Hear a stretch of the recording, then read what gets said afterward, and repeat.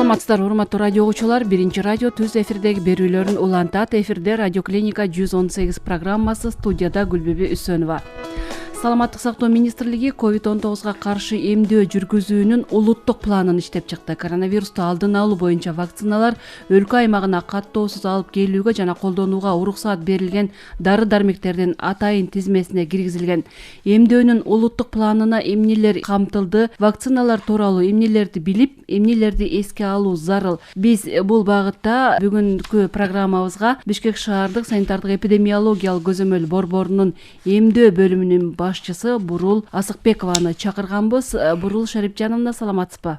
Саламатсызбы. Бурул Шарипжановна, мына дүйнө жүзү боюнча коронавируска каршы күрөшүү үчүн бир нече вакциналар иштелип чыгып, массалык эмдөө программалары көпчүлүк мамлекеттерде бүгүнкү күндө башталып жүргүзүлүп жатат. Биздин өлкөдө дагы коронавируска каршы эмдөө жүргүзүүнүн улуттук планы иштелип чыкты деген маалыматтарды берип жатасыздар. Бул планга ылайык эмне иштер жасалат? Улуттук планда эмнелер белгиленген? Саламатсыздарбы, урматтуу радио угуучулар.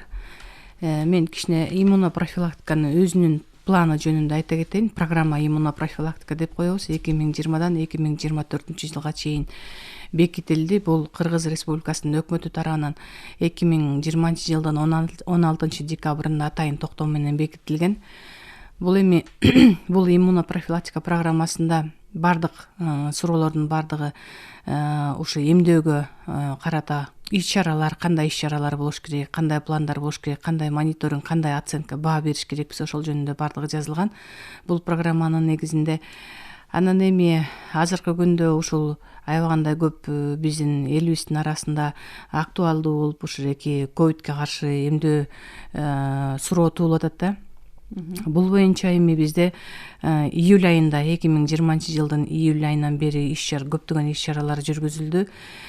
Бизде глобальный альянс вакцина иммунизация деп коет. Биздин өлкөгө ушул фонд, международный эл аралык фонд 2001 жылдан бери көптөгөн жардамдарды көрсөтүп келе жатат. Анан алар июнь айында 2020 жылы биздин өлкөгө кат жазышкан механизм COVAX дегенге киресиңерби, ушундай механизм COVAX разрабатываться, иштелип чыгып атат ковидке каршы деп. Ошол боюнча бизге письмо жазылып келген, кат. Анан сентябрь айында дагы биздин президентибизге дагы ушундай письмо, кат келген. Анан биз бул механизм COVAX деген эмне? Бул деген өзү глобалдык түрдө вакцина ала турган бир механизм да, дүйнө жүзү боюнча.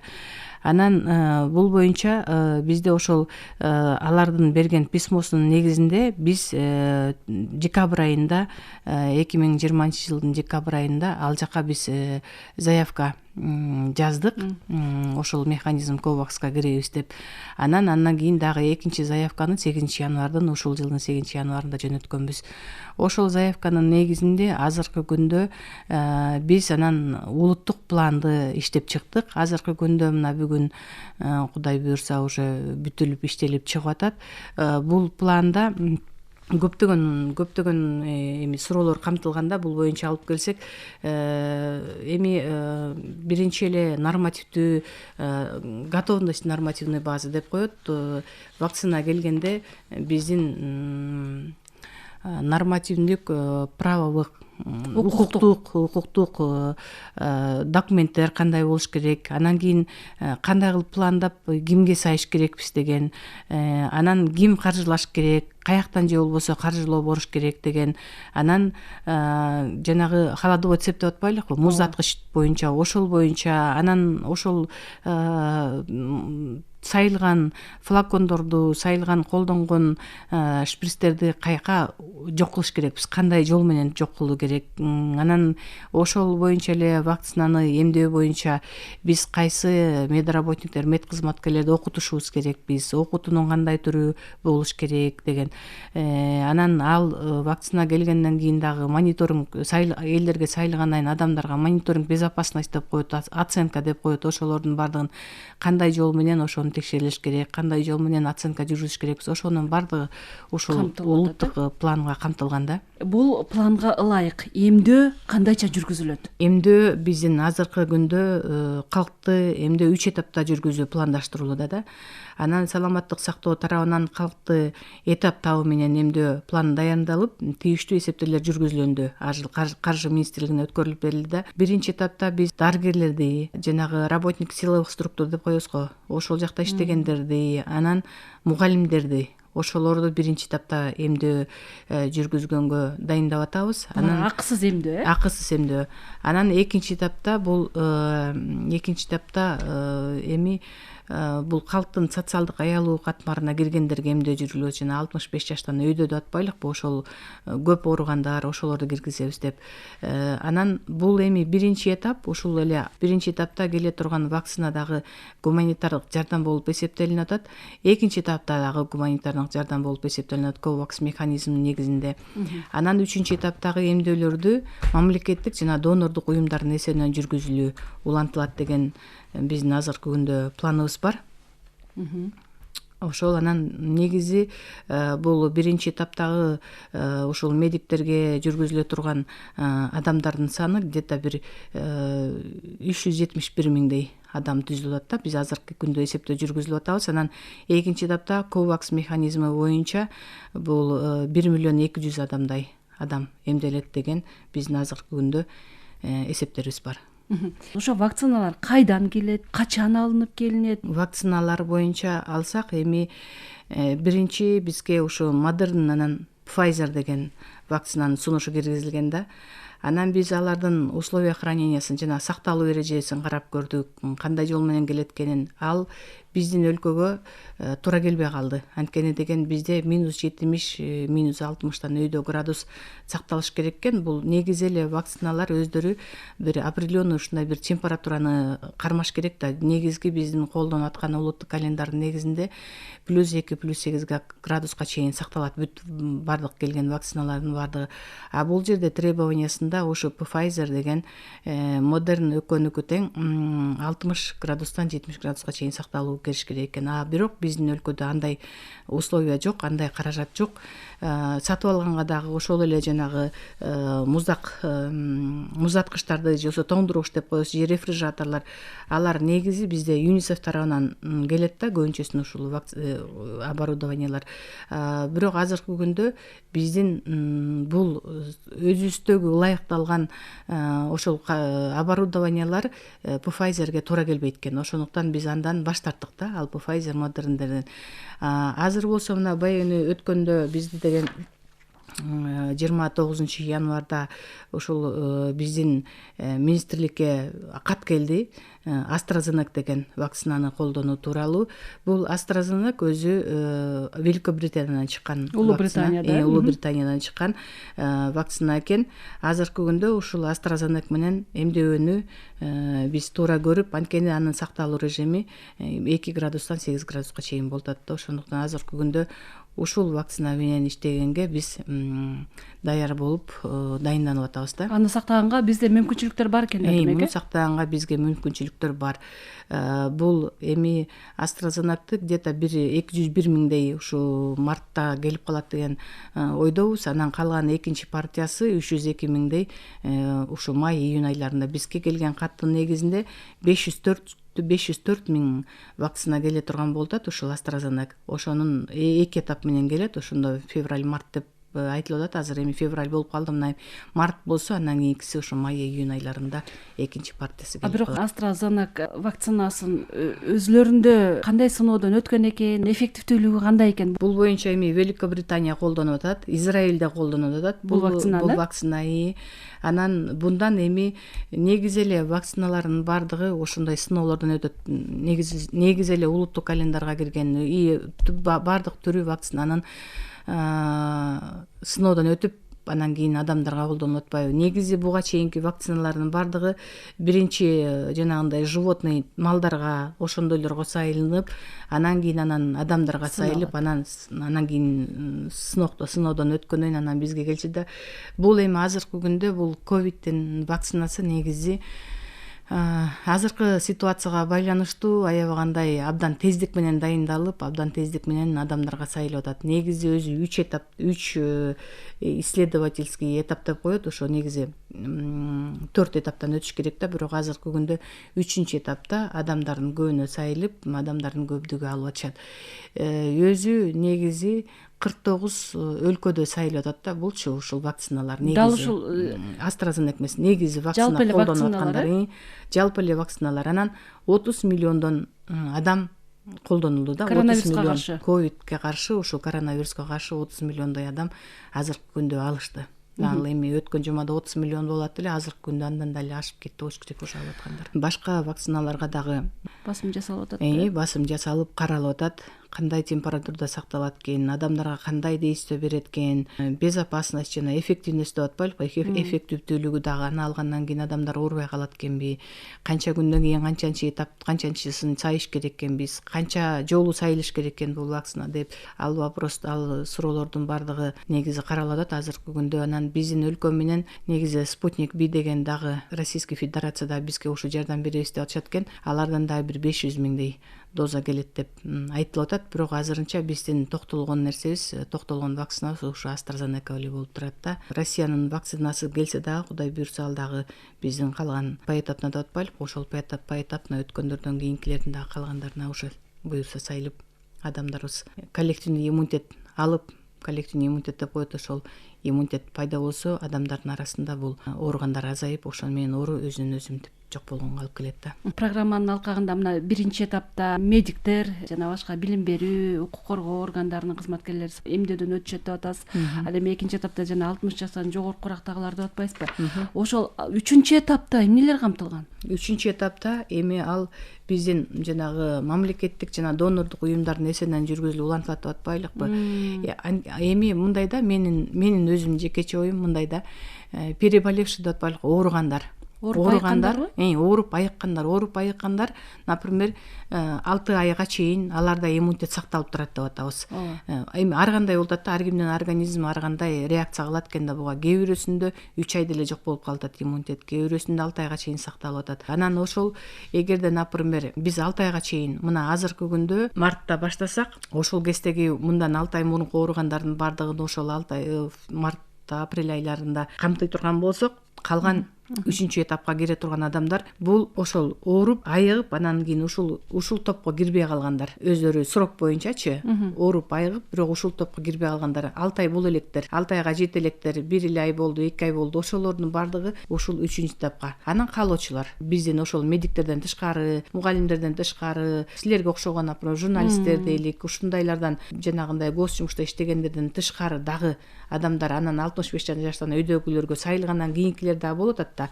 Ошол адамдардын каалоосу боюнча ошол калган 3-чү этапка ошолордун баардыгы кирет да. Бирок ошол учурда эмдөө ыктыярдуу түрдө жүргүзүлөт, Баардык этапта тең. Бизде андай кысым көрсөтүлүү болбойт. Биринчиден, экинчиден ошол ким алам десе, на добровольный основе деп атпайлыкпы, ыктыярдуу түрдө. Ошол негизи Бишкек шаарында биз жанагы пусковой этап вакцинация деп байынтөн ушундай бир план түзүп койдук да. Эми бул жерде бизде мугалимдерге, например, биз жасай турган болсок, школдордо, биздин мектептерде азыркы күндө медкабинеттер бар. Ошол эле медкабинеттерде алардын условиялары дагы соответствует этет биздин требованияларга. Талапка жооп бериш керек. Талапка жооп берилет да.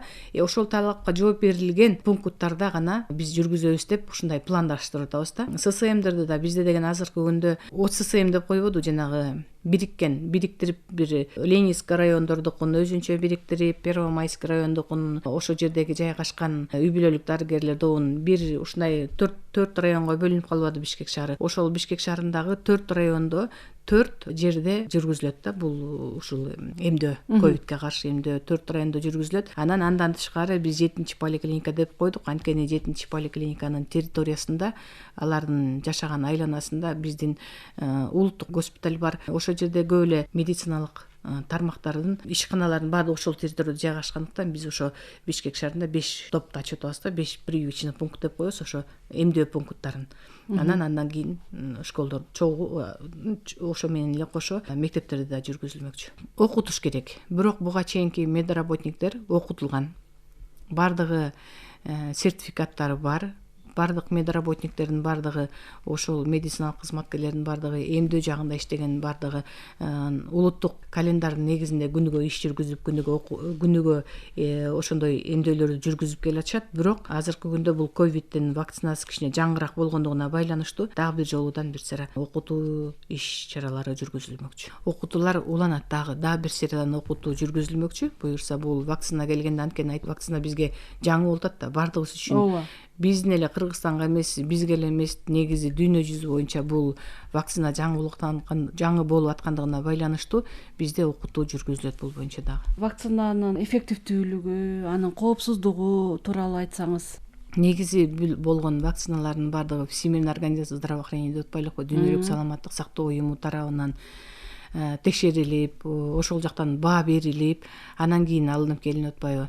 Анан эми бул негизи эле жыл сайын бүткүл дүйнөлүк саламаттоо сактоо уюмунун маалыматтары боюнча жыл сайын полиомиелитке, ошол эле сенеке, ошол эле кептөөргө, көкжөтөлгө каршы иммунизациялоо 2 миллиондон 3 миллионго чейинки өлүм учурларынан алдын алууга мүмкүндүк берет да.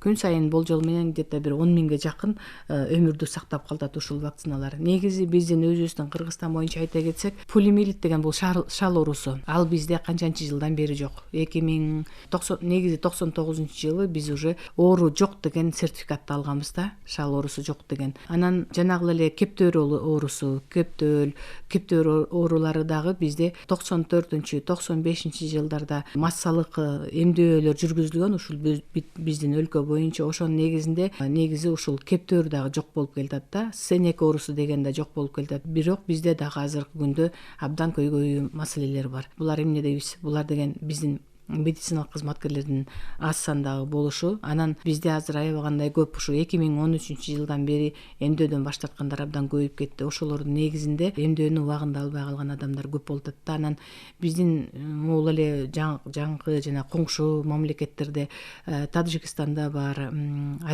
Афганистанда бар, Индияда бар, ушул эле шал оорусу катталып атат. Ошол эле сенек, ошол эле кептөөр оорулары. Эгерде биз ошондой ооруларга каршы прививканы албай, анан биздин наоборот азыркы күндө жана коллективный иммунитет деп атпайлыкпы, ошол иммунитет алган адамдардын саны, албагандардын саны алган адамдардан өйдө наоборот көтөрүлүп кеткен болчу болсо, анда биздин мамлекетке да бул ооруларды келбей коет деп биз айта албайбыз да. Анткени деген гарантия жок.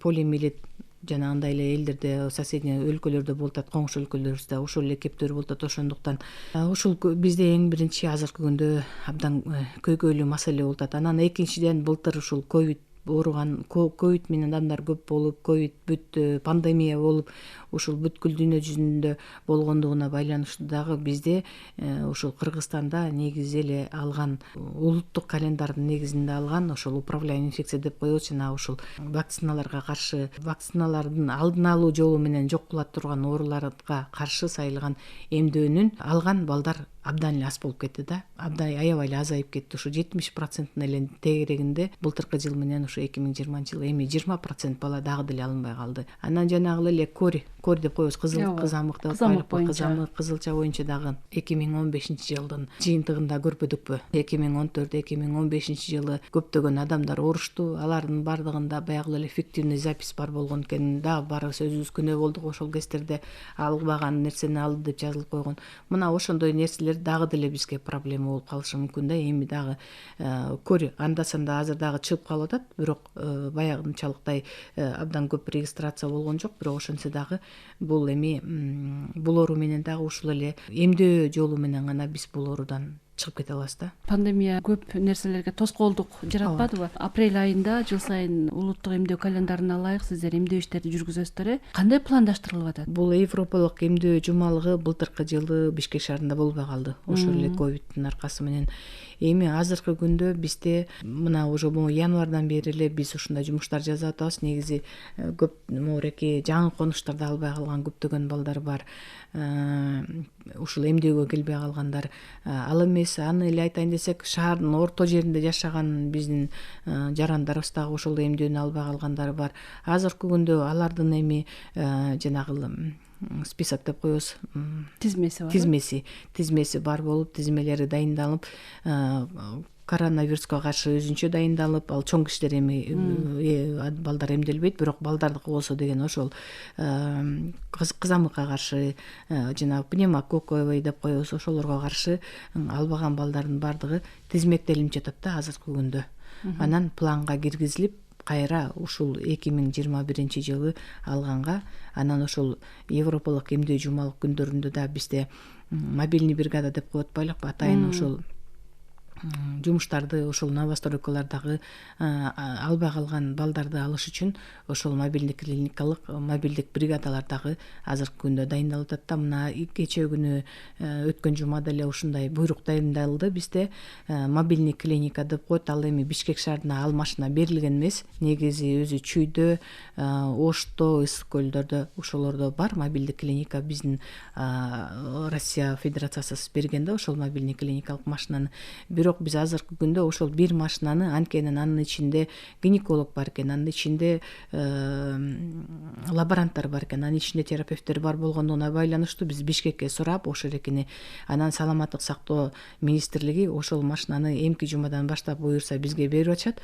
Анан ошол новостройкаларга барып, бир күн, 2 күн ар бир новостройкаларда, ар бир ошол жаңы конушторго барып, анткени көпчүлүгү былтыркы жылы ковид болуп атты, быйыл эми январь-февраль жаңы эле башталды. Негизи адамдар биздин эле ошол аял кишилер деле гинекологдорго барып көрүнгөнгө деле убакытлары жок балдар менен. Ошого карап биз ошол мобильный клиникалык ушу новостройкаларга жүргүзгөнгө эмки жумадан баштап ошол иш-чаралар көрүлгөн атат да.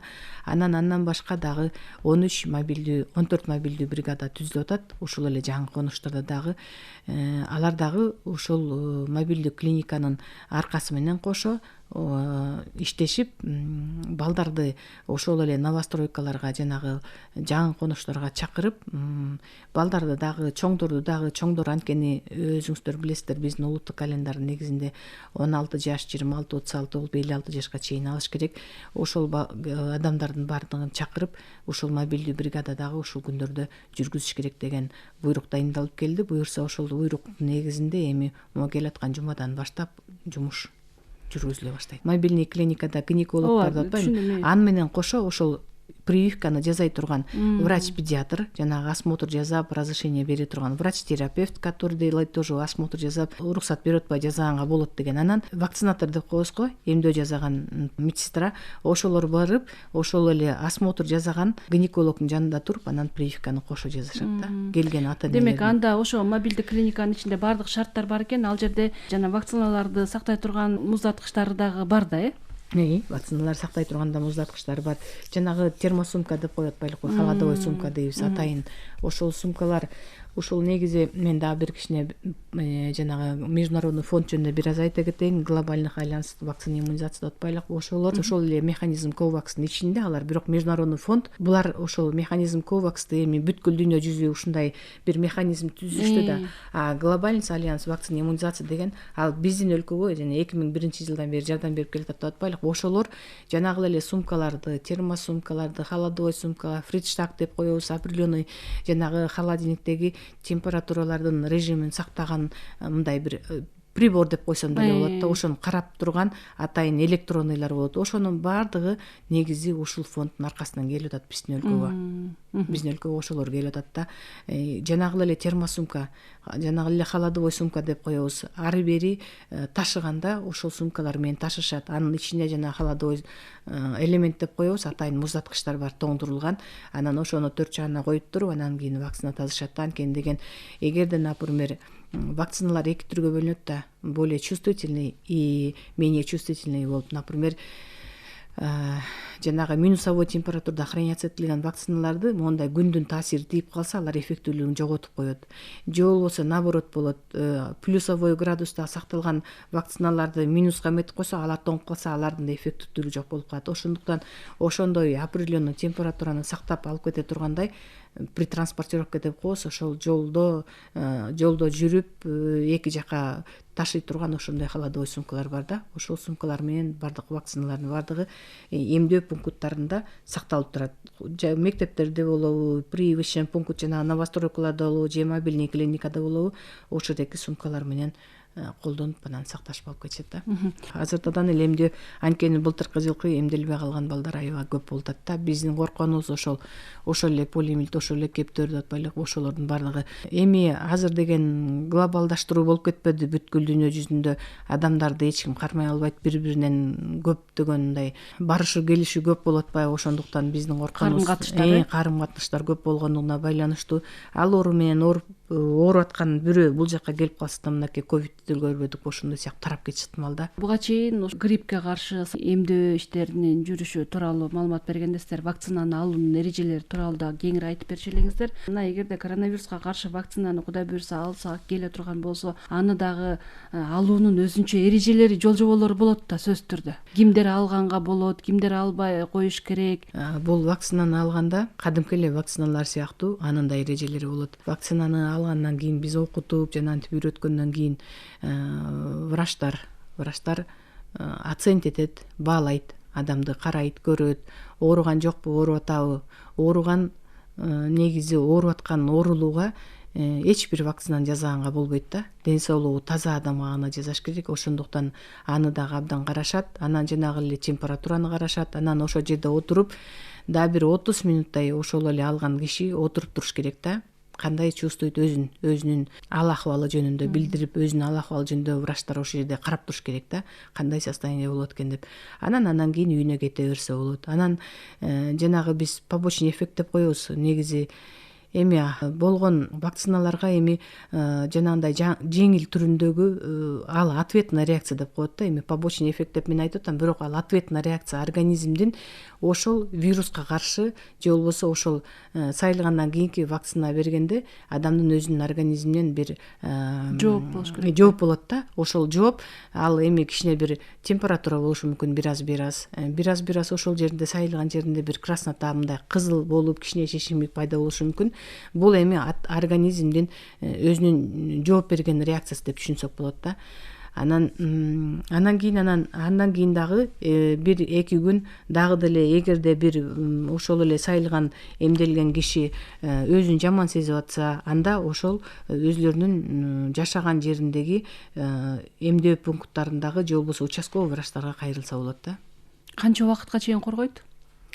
Өзү негизи бул азыркы жаңы вакцина болгондугуна байланыштуу 2 жолдон эмделет да. Өзү ошол март айында башталсак, андан кийин 28 күндүн ичинде кайра экинчи жолу эмделинет.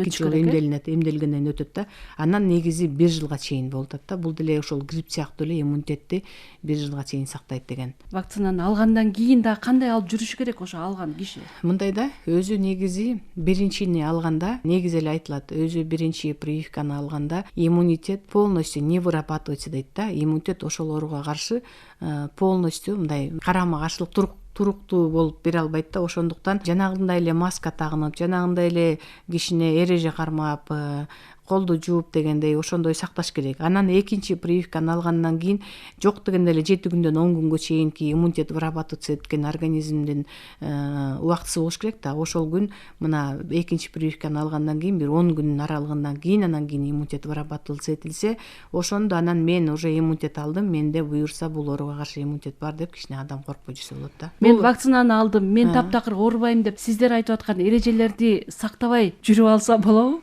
Экөөнү алгандан кийин. Бирок дагы деле бул управляемый инфекция деген, биз управляемый инфекция, например, коридор ошентип айта алсак болот да. Бул оору менен оорудуңбу, бүттү, анан оорубайсың дегенде. Жана тепме оорусу, паротит ошентип айтабыз. Бул оору менен оорудуң, кийин оорубайсың. А грипп ошондой эле болуп атпайбы? Ооруйт, бирок кайра эле ооруп калып атпайбы? Бирок ушунун дагы мындай эмеси бар да. Грипп менен ОРВ деген бар.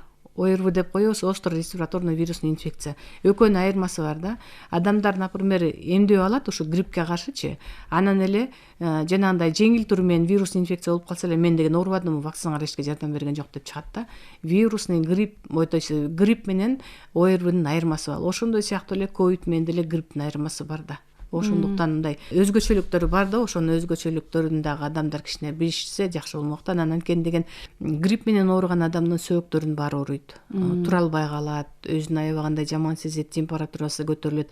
А ОРВ менен ооруган, ОРВ деп коебуз, жана вирусный инфекция, респиратордук вирустук оору. Ал мурундан суу куйулат, кичине жөтөлөт, жеңил. түрү менен эле өтүп кетет да. Анан кээ бирде ушундай кездешет да, кээ бир адамдардан мен гриппке алган болчумун, бирок карасаң мен дале ооруп атам дегендер чыгып калат да. Ошондой сыяктуу бул ковид менен дагы биз эми бардыгына гарантия бере албайбыз да. Ооба. Вирус дагы жаңы вирус болуп атпайбы? Бүгүнкү күнгө чейин изилденип атат. Бүгүнкү күнгө чейин дагы ачылыштар, улам жаңы жагдайлар чыгып атпайбы? Жана Pfizer вакцинасын алгандар бир өлүмгө учурап калган жагдайлар дагы болду. Эмне себеп болду? Pfizer'ди алганда мен андайды окуган жокмун. Мен өзүм менин алган маалыматым боюнча Pfizer'ди Америкада деле мындай эми азыркы күндө көбүбүздүн эле тааныштарыбыз, көбүбүздүн эле туугандарыбыз көп эле болуп атпайбы ошол жактарда жүрүп атканчы, чет өлкөдө жүрүп атышат. Анан Pfizer'ди көп эле кишилерден уктум, мен наоборот Moderna'ды да алгандарын уктум. Жакшы эле переносить этип, жакшы эле алдыктап атат. Эми ким билет, эми бир информация кетсе эле анан кийин азыр бүткүл дүйнө жүзүнө таралып кетип атпайбы? Маалымат каражаттар аркылуу, интернет аркылуу иши анан эле тарап кетип атат. Анын үстүнө азыркы күндө менин оюмча бул деген дагы конкуренция болуш керек деп ойлоп коем да, мен өзүмчө. Эмнегедир ушинтип ойлоп коюп атам да кээ бирде. Анткени бул вакцинанын 95% эффективдүү деп атат да. Ушул Pfizer'ди дагы айтылып атат, Moderna да айтылып атат. Анан менин ошо тааныштарым Америкада жашагандар алдык деп атышат да. Биринчисин алдык, мына экинчисине готовимся деп алгандар бар элекен, жакшы эле алып атышкандар. Анан эми андай информациялар тарап кетип атат. Эми ким билет анын кандай чындык экенин, канча киши жанагы эмдөө иштерине токтолсок, кайрадан кайта турган болсок, Бурлуу Шарипжан, ортодо 28 күн аралык болуш керек турбайбы биринчи вакцина ортосундачы? Ошол учурда дагы өзүн аяр алып жүрүш керек го, дагы кантипкидей эле сактанып жүрүш керек. Мен биринчи прививканы алдым, мен оорубайт экенмин деп кетип калбаш керек да. Ошондой эле сактаныш керек. Ошондой эле жанагы санитардык требования деп атпайлыкпы, биздин жанагы маска тагыныш керек, колду жууш керек спирт менен, ошондой антисептиктер менен колдонуп жүрүш керек да. Анан жана ооруп аткан адам өзү дагы мына элдерге таратпаш үчүн өзү да ошондой санитардык абалды да сактанып колдонуп жүрүш керек да. Бардык санитардык эрежелерди сакташы керек. Дагы бир жагдай, мына Кытайдан дагы акысыз вакцина алынып келине тургандыгы дагы айтылды. Бул вакцина Кытайда дагы өзүлөрүнүн элине, калкына жасалып атат деген дагы маалыматтарды биз дагы маалымат каражаттарынан окуп атабыз. Бул боюнча дагы өткөндө 5 февраль күнү Министерство иностранных дел деп коебуз го, эл аралык тышкы иштер министринен ушундай кабар алдык. Ошо посольство, биздин Кыргызстандагы посольство, то есть эмедеги Кытайдагы биздин посольствонун представители ошо 29 декабрда барган экен да, ошол компанияга, который вакцина чыгарган компанияга барып ошол жерден сүйлөшүлгөн экен бул вопрос. Анан эми бул боюнча деген эмне айтайын дедим, бул боюнча сүйлөшүүлөр жүргүзүлүп атат азыркы күндө кытайлыктар менен.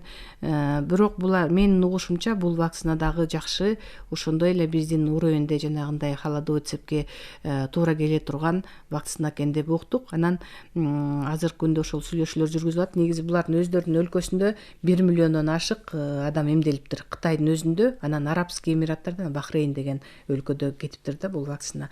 Аларда негизи ошо 1 миллион адам эмделди деп жүрөт. Анан эч кандай жанагындай побочный эффект же болбосо повторный ооругандар бул вакцинадан кийин андай случайлар катталбаптыр азыркы күндө.